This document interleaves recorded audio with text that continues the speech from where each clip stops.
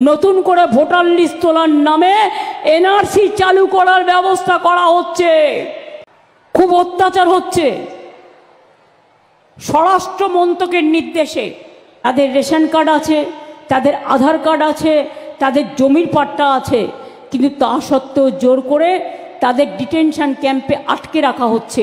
ইলামবাজারে সভামঞ্চ থেকে মুখ্যমন্ত্রী স্পষ্ট বলেন, অসম, গুজরাট, মহারাষ্ট্র, রাজস্থান, উত্তরপ্রদেশ এবং দিল্লিতে বাঙালিদের উপর খুব অত্যাচার হচ্ছে।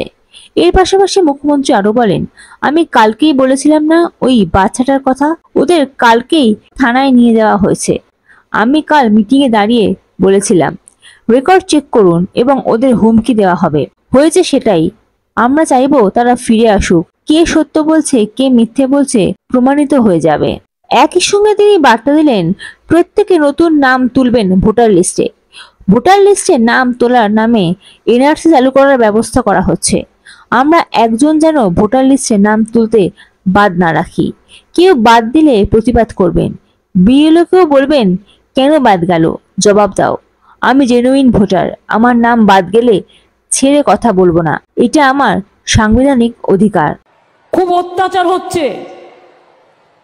স্বরাষ্ট্র মন্ত্রকের নির্দেশে আসাম, গুজরাট, মহারাষ্ট্র, রাজস্থান, উত্তরপ্রদেশ, ওড়িশা এবং দিল্লি শাসিত ডাবল ইঞ্জিন সরকার, মানে যেগুলো বিজেপির সরকার আছে, এখানে বাংলার যারা মানুষ আছেন, যারা কাজ করতে গেছেন দীর্ঘ 20 বছর ধরে, 25 বছর ধরে, আমাদের সময় নয়, কেউ 6 সালে গেছে, কেউ 7 সালে গেছে, কেউ 8 সালে গেছে, তাদের রেশন কার্ড আছে, তাদের আধার কার্ড আছে, তাদের জমির পাট্টা আছে, কিন্তু তা সত্ত্বেও জোর করে তাদের ডিটেনশন ক্যাম্পে আটকে রাখা হচ্ছে এবং তাদের থানায় থানায় নিয়ে গিয়ে ঘোরানো হচ্ছে।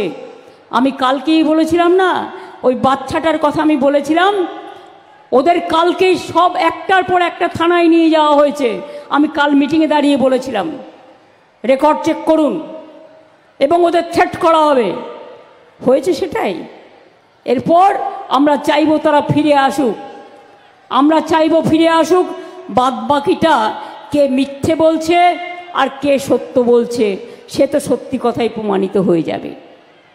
গুরগাঁওতে, হরিয়ানায় 10টা ডিটেনশন ক্যাম্প করেছে। আসামে লক্ষ লক্ষ মানুষকে ডিটেনশন ক্যাম্পে রেখে দিয়েছে।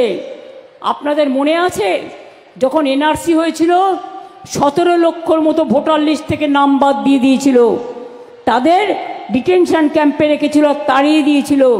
তার মধ্যে 7 লক্ষ হিন্দুও ছিল, মুসলমানও ছিল, শিখও ছিল, খ্রিস্টানও ছিল, নেপালিও ছিল। মনে রাখবেন, ভুলে যাবেন না।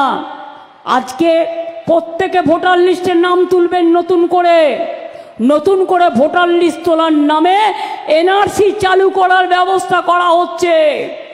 মনে রাখবেন, বাংলায় আমরা একজনও ভোটার লিস্টের নাম তুলতে যেন বাদ না রাখি, এটা জেনুইন ভোটারদের মাথায় রাখতে হবে।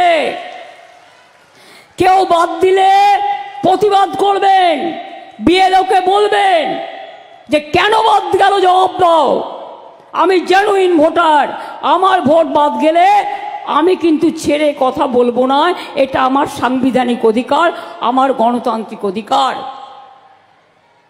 ছাত্রছাত্রীরা যারা 18 বছরে পদার্পণ করবেন তাদের সকলের ভোটে নাম তুলতে হবে, এটা আপনার রক্ষা কবচ। সংখ্যালঘু ভাই বোনেরা যারা বাইরে কাজ করেন, শুধু ঈদে আসলে হবে না, ভোটার লিস্টে নামটা তুলতে হবে ভালো করে এবং এখানে এসে থাকার চেষ্টা করুন। যদি অন্য মানুষ দুটো খেতে পায়, আপনারাও পাবেন। মতুয়াদের ওপর অত্যাচার হয়েছে, রাজবংশীদের ওপর অত্যাচার হয়েছে, শীল পরিবারের ওপর অত্যাচার হয়েছে। আসাম গভর্নমেন্ট নোটিশ পাঠাচ্ছে বাংলার মানুষকে, লজ্জা করে না? এদের জানাই ধিক্কার, ধিক্কার, ধিক্কার। Bureau report, ND Bangla news. সবার আগে সব খবর, সঠিক খবর পেতে ফেসবুক পেজটি ফলো করে এবং ইউটিউব চ্যানেলটি সাবস্ক্রাইব করে রাখুন আর শেয়ার করতে ভুলবেন না।